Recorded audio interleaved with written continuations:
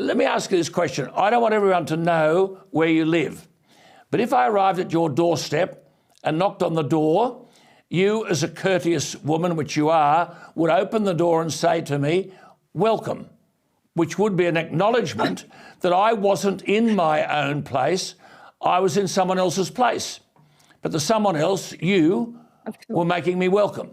If, therefore, at almost every function we have welcome to country, doesn't this imply that it's not our country and we should be grateful that the Indigenous owners are making us welcome? Is that the argument? That is the argument, Alan. There is welcome to country and there's acknowledgement of country. So acknowledgement is basically saying that the traditional owners own the land that we now stand on. If we don't speak up about this and protest over this acknowledgement to country, we, the people, have gone along with this and accepted that they are the traditional owners of land.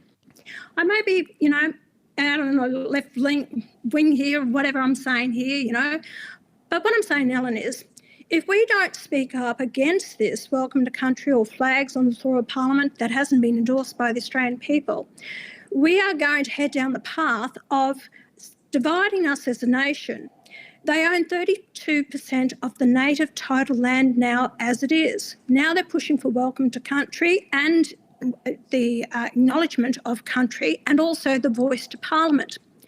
If we don't object to this, we are going to be strangers in our own land. We will be, our land that we own, our housing, will actually be then challenged if we ever become a republic.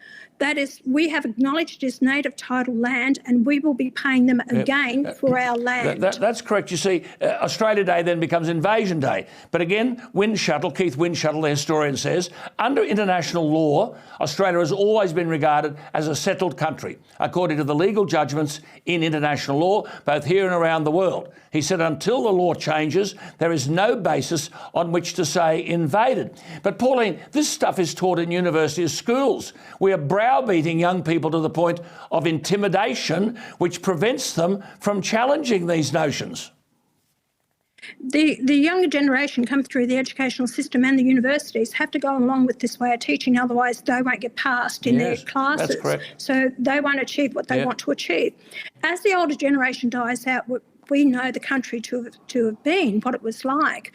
These ones being brainwashed in the educational system. Here we have Lydia Thorpe. She's an activist. She's there. She's infiltrated the Parliament. She's not going to divide us. She is dividing us. She's not bringing us together and trying to close the gap. Well, just let me ask you about her. Let me ask you about her. Sorry, Pauline. When you walked out, she said, I was immediately furious to see such blatant disrespect and racism in my workplace. She referred to you talking about creating a unified nation, said, yet you come out with hate speech like that.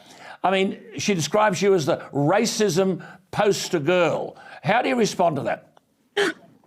I think she's a racism poster girl. I really do. What comes out of her mouth, no one criticises her. What I've had to endure over the past 26 years for my standing up and bringing to the point of informing people what is happening to our country. As Jacinta Price said, she knows that I care about the Aboriginal people. She's seen with the Aboriginal people. I've travelled to these communities. I actually understand the Aboriginal people. They don't want what's been thrown at them or rammed down their throats by these activists. You're absolutely right. And they don't care about the voice to Parliament. They don't care about the Aboriginal flag. There is an agenda here, Alan. If I can tell you viewers, there is an agenda here. So this is the chance for Australians to vote down the voice to Parliament.